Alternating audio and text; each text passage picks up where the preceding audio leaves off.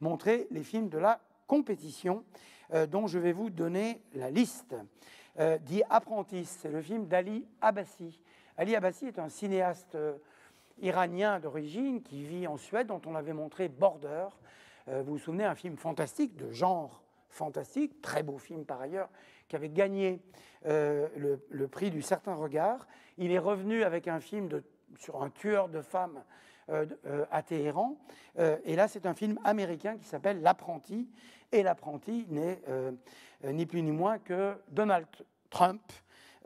Et c'est un film qui raconte les jeunes années de l'apprenti Donald Trump qui va devenir Donald Trump. C'est donc un film tout à fait américain. Karim Aynouz, il est brésilien.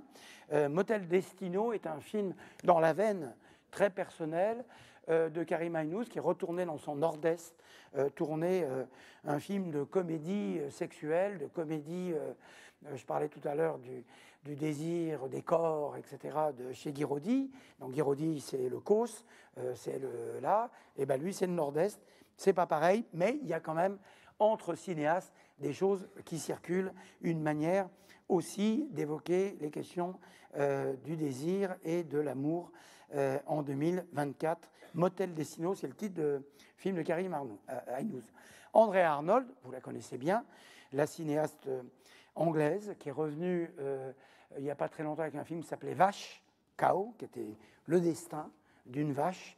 Là, le film s'appelle Bird et ce n'est pas le destin d'un oiseau, c'est le destin, là aussi, récit d'apprentissage d'une jeune fille dans une banlieue anglaise et qui va essayer de s'évader de la fatalité sociale à laquelle sa naissance l'a destinée.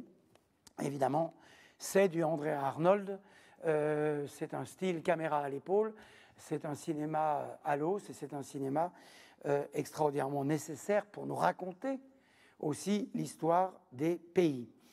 Première entrée française en compétition, Jacques Audiard, qui, évidemment, Palme d'Or, ex-Palme d'Or, mais enfin non, on est Palme d'Or pour toujours. Quand on est Palme d'Or, le film s'appelle Emilia Pérez, titre à consonance hispanique et pour cause, puisque c'est une comédie musicale chez les cartels mexicains. J'en dis pas plus. Parce que si j'en dis plus, c'est à la fois intéressant, mais je ne veux d'abord pas me substituer aux stratégies de marketing du film, mais voilà, ça s'appelle Emilia Pérez, et ça nous permettra d'accueillir à Cannes Zoé Saldana et Selena Gomez, pardon. Et pardon Selena, mais on est content de les accueillir. Sean Baker, jeune nouvelle vague américaine, qui revient avec un film qui s'appelle Anora, entrée américaine. Ali Abbasi est un film américain. Sean Baker est un film tout à fait américain, comme l'est celui de Francis Ford Coppola, qui est donc de retour à Cannes, avec ce film dont vous connaissez presque tous déjà le titre, puisque ça s'appelle Mégalopolis, et on est très heureux d'accueillir celui qui fait partie du club assez fermé des réalisateurs ayant gagné 2 Palmes d'Or, et les siennes étaient pour La Conversation, avec Gene Hackman et Apocalypse Now. Apocalypse Now, qui fut Palme d'Or en 1979.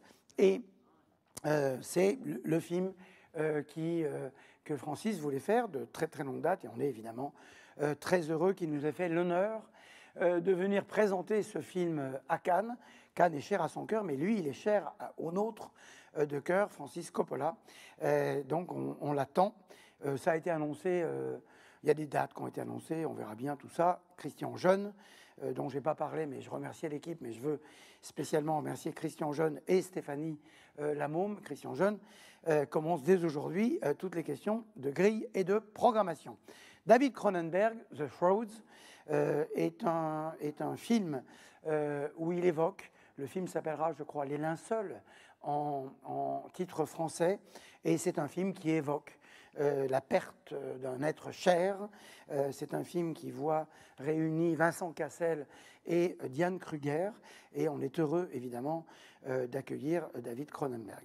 Et c'est drôle que l'ordre alphabétique fasse succéder à David Cronenberg, qui a commencé dans le cinéma de genre, dans le cinéma d'horreur, dans le cinéma qui fait peur, de voir succéder le nom de Coralie Farja, deuxième entrée française dans cette compétition, deuxième entrée française pour un film complètement américain qui s'appelle The Substance, film produit par Eric Fellner, film qui est un film d'un studio Universal, je crois, je ne voudrais pas faire d'erreur, avec Demi Moore, qu'on verra, qu'on accueillera à Cannes, on est content, et Margaret Qualley, qui était dans le film de Claire Denis. Là, on est dans un film de genre, dans un body horror assumé, dans un film gore assumé. Mettez des protections, parce qu'à la fin, il y a quand même pas mal de sang sur l'écran, dont on a le sentiment qu'il traverse justement l'écran.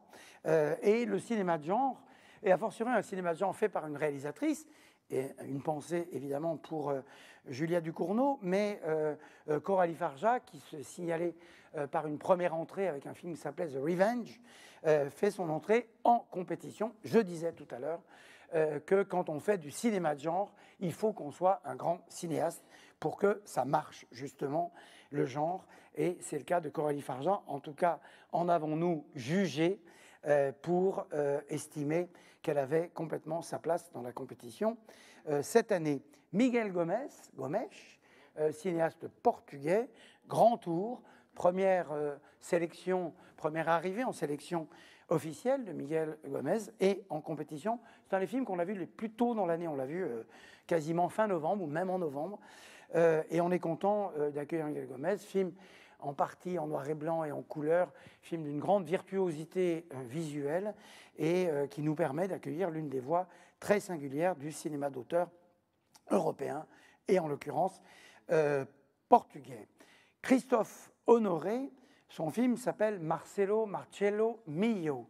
Et Marcello Mio, c'est Marcello Mastroianni, dont par ailleurs, je crois que ça n'a rien à voir, mais nous célébrons les 100 ans de la naissance. Marcello Mio, c'est bien Marcello Mastroianni, mais en fait, ce n'est pas lui, c'est sa fille, Chiara Mastroianni, qui tout à coup décide de refaire un petit voyage dans la peau, dans l'ombre, dans l'esprit de son père. Et il y a d'ailleurs sa mère qui s'en étonne, qui est Catherine Deneuve, qui est également dans ce film.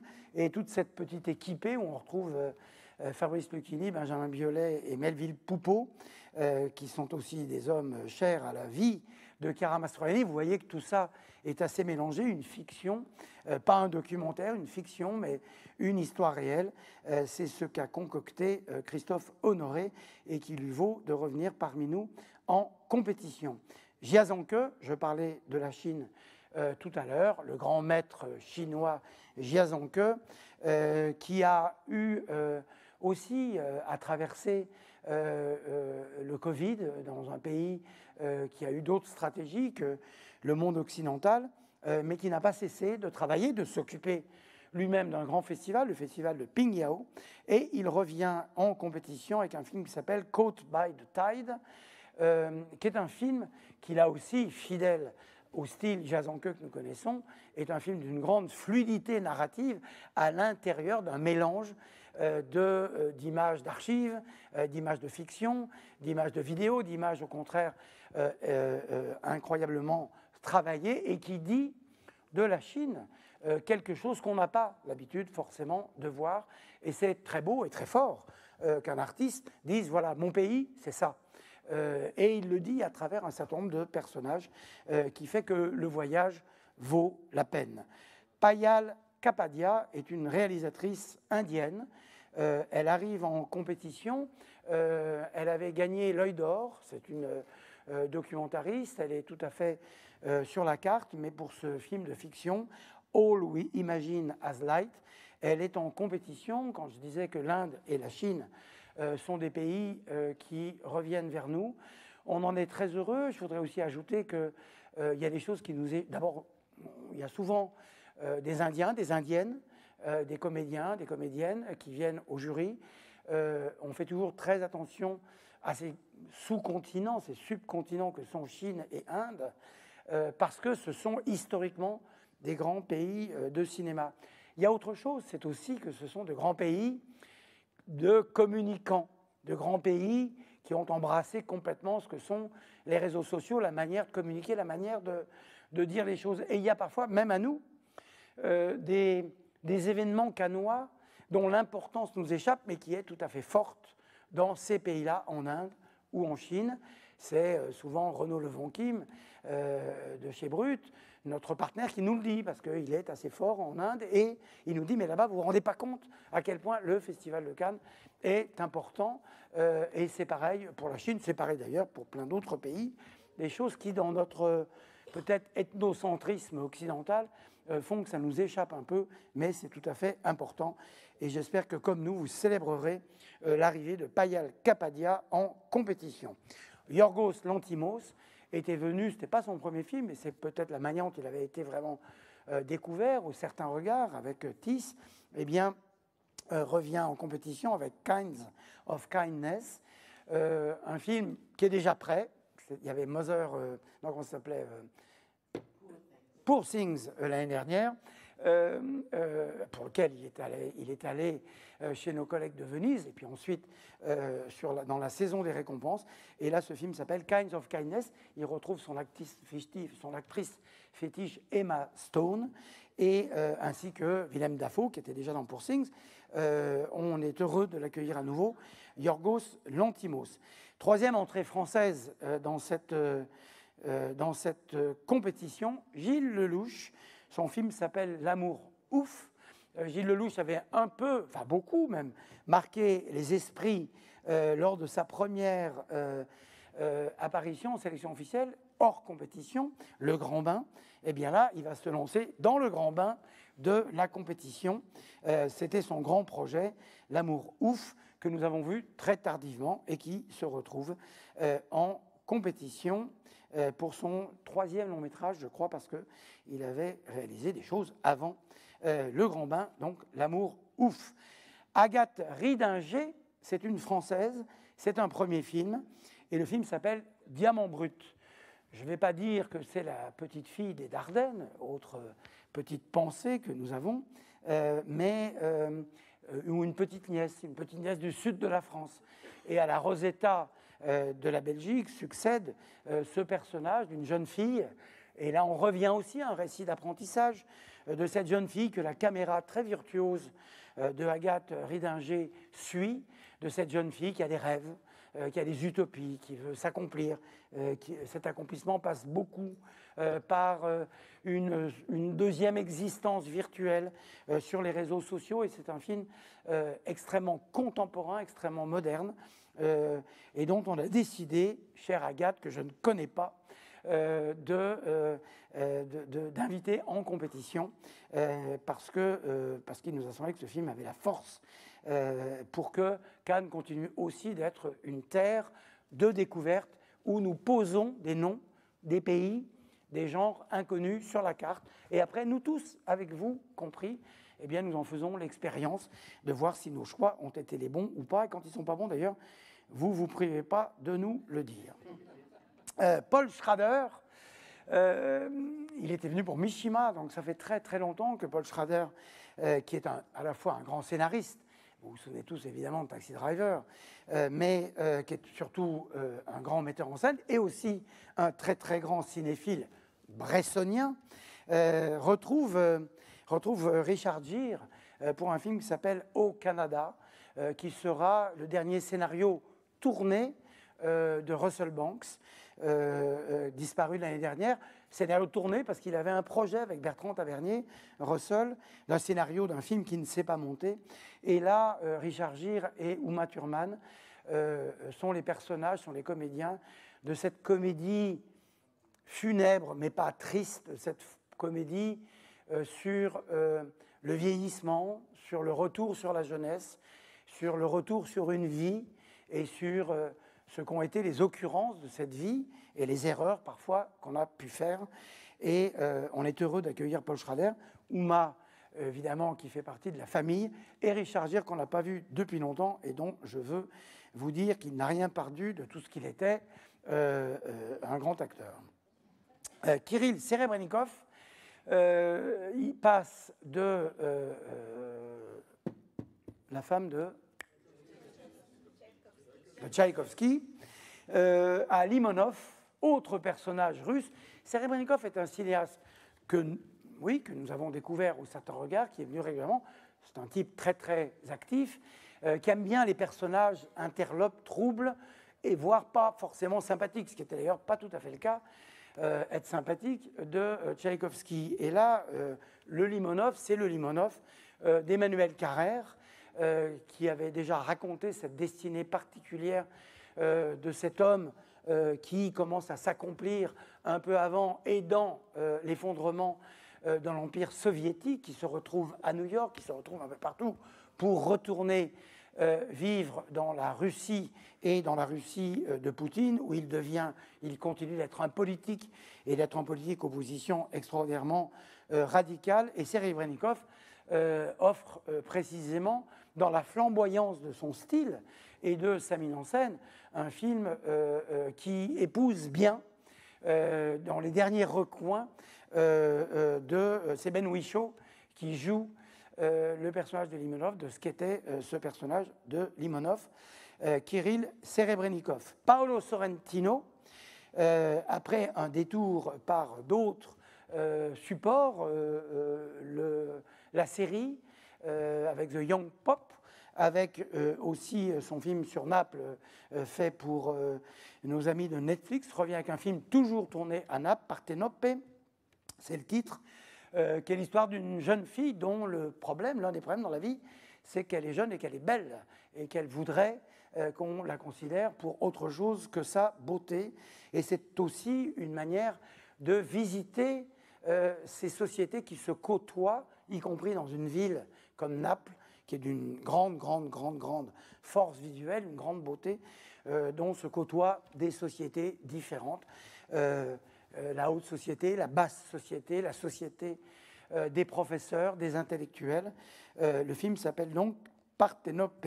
Et puis Magnus von Horn, c'est le moins connu de toute cette liste de gens dont je viens de vous parler, et pour cause, puisque c'est une première entrée en sélection officielle et en compétition. Le film s'appelle The Girl with the Needle, c'est un film d'époque, un film tourné en noir et blanc au tournant du siècle 19e et 20e, qui raconte ce qu'étaient les difficultés pour les ouvrières, pour les femmes, de continuer à exister loin des carcans sociaux et dans la liberté, dans le désir de liberté, d'une liberté de l'esprit et d'une liberté du corps aussi.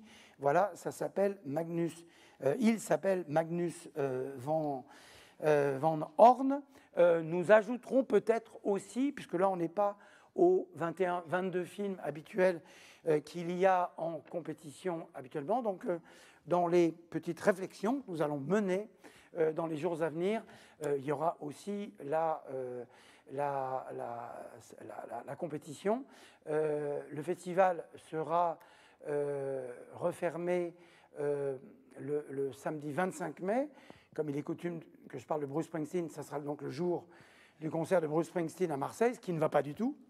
Il aurait dû le faire le lendemain. Je lui en ai parlé au Golden Globe, puisqu'il était nommé pour une chanson.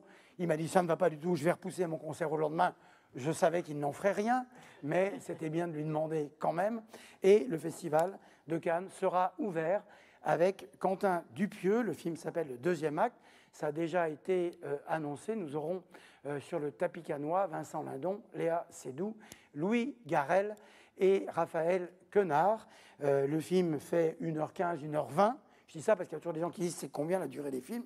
Vous ne la trouverez pas dans le dossier de presse, mais vous verrez bien, en tout cas celui-là je vous le dis, il fait 1h15, 1h20. C'est une comédie à la Quentin Dupieux tout à fait réussie qui nous mettra tous non seulement, je crois, de très bon esprit, belle humeur pour vivre ces 12 jours de festival, mais avec un film comme ça qui repose beaucoup sur le cinéma, les dialogues, les plans séquences, les travelling avant, les travelling arrière. C'est un film qui parle de cinéma, un festival dont avec Iris et toute l'équipe, nous avons décidé qu'il sera pacifique, pacifié, joyeux, généreux et qu'on ne parlera que de cinéma. Merci à tous. Bravo Thierry.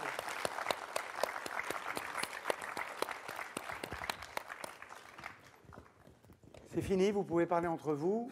Et donc, Fred, voilà.